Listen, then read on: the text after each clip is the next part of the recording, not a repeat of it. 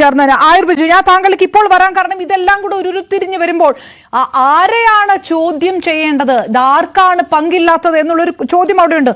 അപ്പോഴും ഇന്റലിജൻസും വിജിലൻസിന്റെയും റിപ്പോർട്ട് ഈ നാട്ടിലില്ലേ?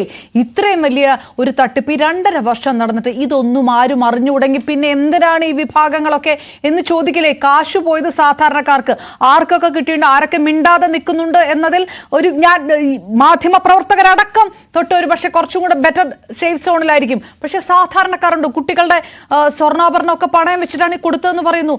എന്ത് ചെയ്യുകയായിരുന്നു ഇന്റലിജൻസും വിജിലൻസ്? ഈ റിപ്പോർട്ടൊന്നും ആരും കണ്ടിട്ടില്ലേ? രാഷ്ട്രീയ പ്രതിനിധികളും പോലീസും ഒന്നും ഈ റിപ്പോർട്ടൊന്നും കണ്ടിട്ടില്ല. അങ്ങനെ ഒരു റിപ്പോർട്ടും ഉണ്ടായിട്ടില്ലേ?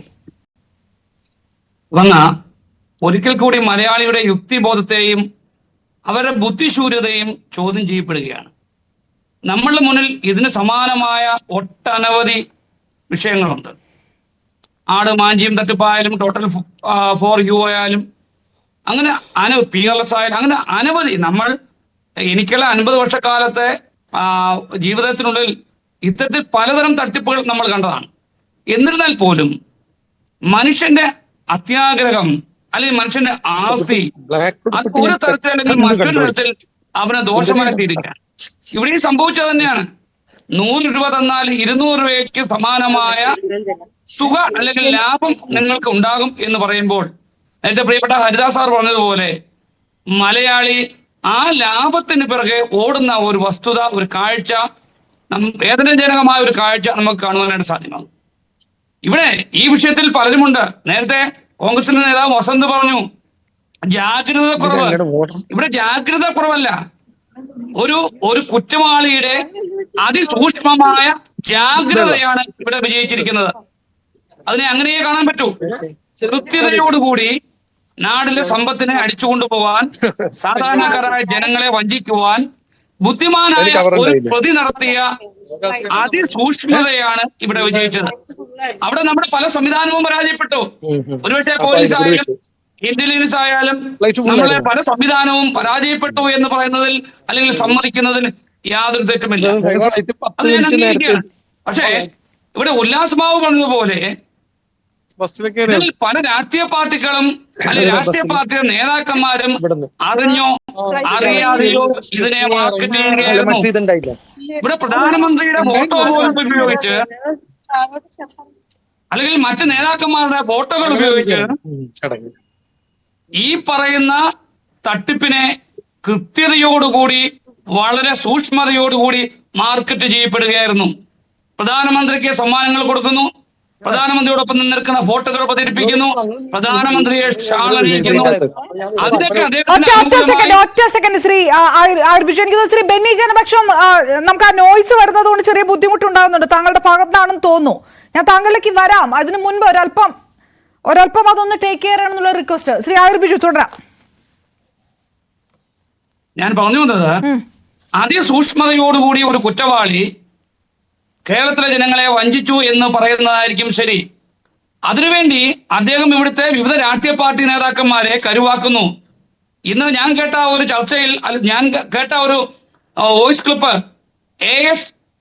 രാധാകൃഷ്ണന് AN രാധാകൃഷ്ണൻ ഇതിൽ പ്രതിയല്ല എന്ന് പറയുന്ന ഈ അനന്തകൃഷ്ണന്റെ ഒരു വാചകം പണ്ട് ഞങ്ങൾ നാട്ടിൽ കേട്ടിട്ടുണ്ട്.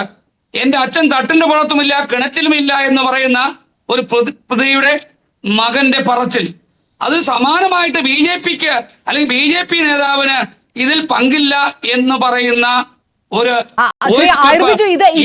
ആയുർബിജു കുറച്ചും കൂടെ അവധാനത്തിലേക്ക് ഇത് പറയുന്നതായിരിക്കും നല്ലത്. മുഖ്യമന്ത്രിയുടെ ഇഫ്താർ വിരുന്നിലൊക്കെ പങ്കെടുത്ത കക്ഷിയാണ് ഇത്. ഒരു വിരല് ചൂണ്ടുമ്പോൾ ബാക്കി 4 വിരല് തിരിച്ചു ചൂണ്ടുന്ന ഒരു സാഹചര്യമുണ്ട്. പോലീസ് അടക്കം, പോലീസ് അസോസിയേഷൻ അടക്കം ഇതിനകത്തൊക്കെയാണ്. ഇത്ര ആത്മവിശ്വാസത്തിൽ പറയല്ലേ? മാധ്യമ പ്രവർത്തകർക്ക് ഒരു ആത്മവിശ്വാസത്തിലൊന്നും പറയാൻ കഴിയാത്ത സാഹചര്യമാണ്. ഇത്ര ആത്മവിശ്വാസത്തിൽ പറയല്ലേ? ഞാൻ പറയാം. നേരത്തെ വസന്ത് പറഞ്ഞൊരു കാര്യമുണ്ട്. കോൺഗ്രസ് ആകട്ടെ, BJP ആകട്ടെ, LDF ആകട്ടെ, ആരായാലും അന്വേഷിക്കട്ടെ എന്ന് പറഞ്ഞൊരു വാചകമുണ്ട്. അത് പിന്നെ അദ്ദേഹം പറഞ്ഞൊരു കാര്യമുണ്ട്, തെരഞ്ഞെടുപ്പ് ഫണ്ടാകുമ്പോൾ എല്ലാവരും വാങ്ങും. ഞാൻ ഈ വസന്തിനോടും ചോദിക്കട്ടെ, തൈതോലപ്പായുമായി ബന്ധപ്പെട്ട പണ്ടൊരാൾ ഒരു പരാതി പറഞ്ഞപ്പോൾ അന്ന് ചർച്ചയിൽ എനിക്ക് തോന്നുന്നു ഞാനും വസന്തും ഒക്കെ പല ചർച്ചകളിൽ ഇരുന്നിട്ടുണ്ട്. AKG ഭവനില് പൈസ കൊണ്ടു കൊടുത്തു, കവറിൽ പൈസ കൊണ്ടു കൊടുത്തു. അത് ആര് കൊടുത്തു, എങ്ങനെ കൊടുത്തു, എങ്ങോട്ട് പോയി എന്ന് ചോദിച്ച വസന്ത തെങ്ങമ്പള്ളിയാണ് ഇപ്പോൾ പറഞ്ഞത്. എന്താണ് കോൺഗ്രസ് ആകട്ടെ, BJP ആകട്ടെ, LDF ആകട്ടെ, ഞങ്ങളില്ല എന്ന് പറയുവാൻ, ഇല്ല ഇല്ല ഞങ്ങളുടെ നേതാക്കന്മാരില്ല എന്ന് പറയുവാൻ. അപർണ, അല്ല, LDF-ന്റെ നേതാക്കന്മാരില്ല എന്ന് ആയുർ ബിജു എന്ന് പറയാണോ? അല്ല, LDF-ന്റെ ജനപ്രതിനിധികളൊന്നുമില്ല, LDF-ന്റെ ജനപ്രതിനിധികളൊന്നുമില്ല എന്ന് പറയാണോ? അല്ല ശ്രീ ആയുർ ബിജു, ഇത് ആവേശം മനസ്സിലാവുന്നില്ല. LDF-ന്റെ ജനപ്രതിനിധികളൊന്നുമില്ല ഇതിനകത്ത് എന്നങ്ങ് പറയുകയാണോ? അല്ല വസന്ത താങ്കൾ ക്ഷമിക്കൂ. വേറൊരു ഇഷ്യൂ ഉണ്ട് അപർണ. അതല്ല ഇതിന്റെ ഏറ്റവും വലിയ പ്രശ്നം. നോക്കൂ, ഞാൻ ഇപ്പൊ അദ്ദേഹം പറഞ്ഞത് തെരഞ്ഞെടുപ്പ് ഫണ്ട് മേടിക്കുമെന്ന് ഞാൻ പറഞ്ഞതുമായി ബന്ധപ്പെട്ടാണ്. ഞാൻ അതിനോട് ആഡ് ചെയ്ത് പറഞ്ഞു, ആ തെരഞ്ഞെടുപ്പ് ഫണ്ട് സ്വീകരിക്കുന്നതിന് ചില നടപടിക്രമങ്ങളുണ്ട്, അത് പാലിക്കപ്പെട്ടിട്ടുണ്ടോ എന്ന് അന്വേഷിക്കണം. നോക്കൂ, ഇതിൽ ഏറ്റവും പ്രധാനപ്പെട്ട പ്രതി ചേർക്കപ്പെട്ട് നിൽക്കുന്ന ആരാണെന്നറിയോ? CPM നേതാക്കളെല്ലാം കുറച്ച് മേലിൽ നടിക്കുന്നുണ്ട്. ഞങ്ങൾ ഇതിന്റെ അകത്തില്ല കേട്ടോ, ഞങ്ങളുടെ ആരുടെ പേര് വന്നില്ല കേട്ടോ.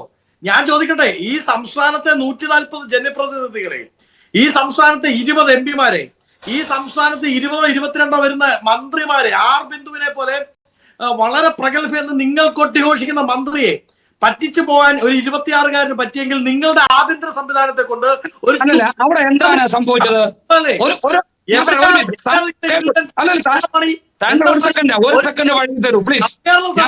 റോന്ത് പോലാണ് നിങ്ങളുടെ പോലീസിന്റെ പണി. നവകേരള സദസ്സിനെ റോന്ത് വിൽക്കുക, അല്ലാതെ ഒരു പണിക്കും നിങ്ങളുടെ പോലീസിനെ കൊണ്ട് കൊള്ളില്ല. അതുകൊണ്ട് നവകേരള സദസ്സിനൊക്കെ ഫണ്ട് കൊടുത്തിട്ടുണ്ടെന്ന് പറയുന്നുണ്ട്. ശ്രീ ആയുർ ബിജു, നവകേരള സദസ്സിന് അടക്കം ഫണ്ട് കൊടുത്തിട്ടുണ്ടെന്ന് പറയുന്നുണ്ട്. ഞാനിപ്പോഴും പേടിക്കാം, എറണാകുളം കോട്ടയം ഭാഗത്തെ ഈ ജനപ്രതിനിധികളുടെ ലിസ്റ്റ് ഒക്കെ പുറത്തു വരുമ്പോൾ ആരൊക്കെ ഉണ്ടാകും?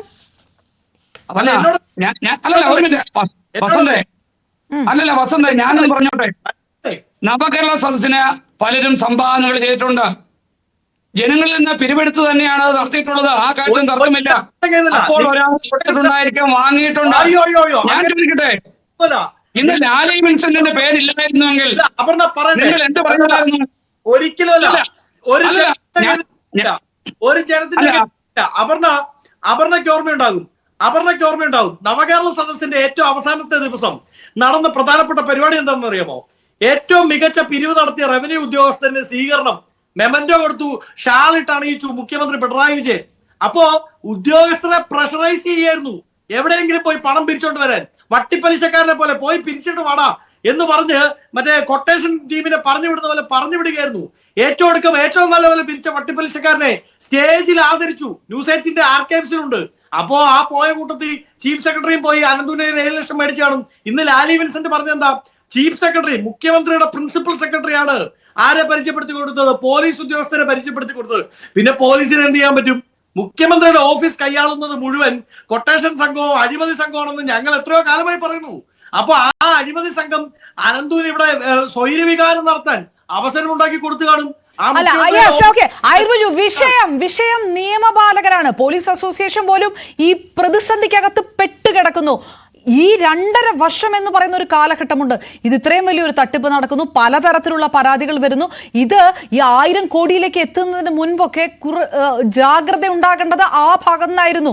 ഇതാദ്യമായിട്ടല്ലല്ലോ ഇങ്ങനെ ഒരു തട്ടിപ്പൊന്നും കേരളത്തിൽ ഉണ്ടാകുന്നത്. അപ്പൊ സ്വാഭാവികമായിട്ടും ഇങ്ങനെ ചില തട്ടിപ്പുകളൊക്കെ നടക്കുന്നുണ്ട് എന്നതനുസരിച്ചുള്ള ഒരു അവധാനത, ആ ഒരു ജാഗ്രതയൊക്കെ എന്തുകൊണ്ട് നിയമപാലക സംവിധാനത്തിൽ നിന്നുണ്ടായില്ല എന്നൊരു ചോദ്യമില്ലേ? അതിന്റെ ഉത്തരം കുറഞ്ഞ പക്ഷം ആരെങ്കിലും വേണ്ട ഉത്തരം പറയാൻ.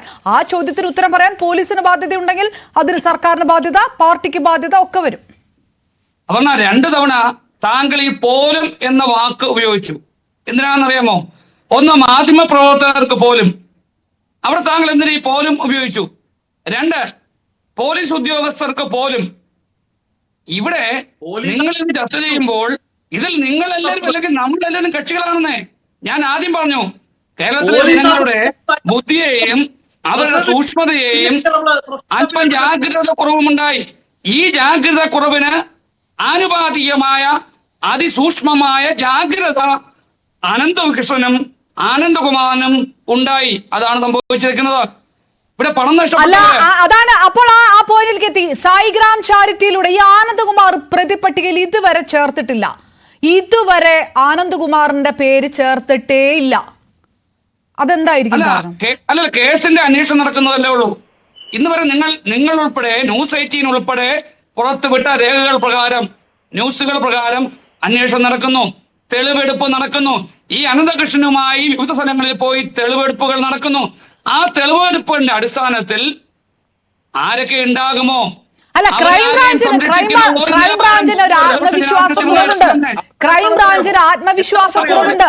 ശ്രീ ആയുർ ബിജു, ക്രൈംബ്രാഞ്ചിന്റെ അന്വേഷണം അല്ലെങ്കിൽ ക്രൈംബ്രാഞ്ച് ഇത് ഏത് തരത്തിലാണ് ഏറ്റെടുക്കുക? അങ്ങനെ കൃത്യമായി ഏറ്റെടുത്ത് ഒരു തീരുമാനത്തിലേക്ക് ഇത് പോയിട്ടുമില്ല. ക്രൈംബ്രാഞ്ചിന് എന്തുകൊണ്ടായിരിക്കും ആത്മവിശ്വാസക്കുറവ്? അല്ല, ഞാൻ നേരത്തെ സൂചിപ്പിച്ചല്ലോ, തെളിവെടുപ്പ് ഈ പ്രതിയുമായി കേരള പോലീസ് തെളിവെടുപ്പ് നടത്തുകയാണ്. അതിന് വെളിച്ചത്തിൽ ലഭ്യമാകുന്ന കാര്യക്ഷമമാണോ പോലീസ് അന്വേഷണം? കാര്യക്ഷമമാണോ? അവരുടെ പേര് നടപടികളുണ്ട്. അല്ല, ആയുർ ബിജു, പോലീസ് അന്വേഷണം കാര്യക്ഷമമാണോ? പോലീസ് അന്വേഷണം കാര്യക്ഷമമാണോ? തീർച്ചയായിട്ടും പോലീസ് അന്വേഷണം കാര്യക്ഷമമാണ്. എന്തുകൊണ്ടല്ല എന്ന് പറയാൻ പറ്റും. Okay, advocate TS.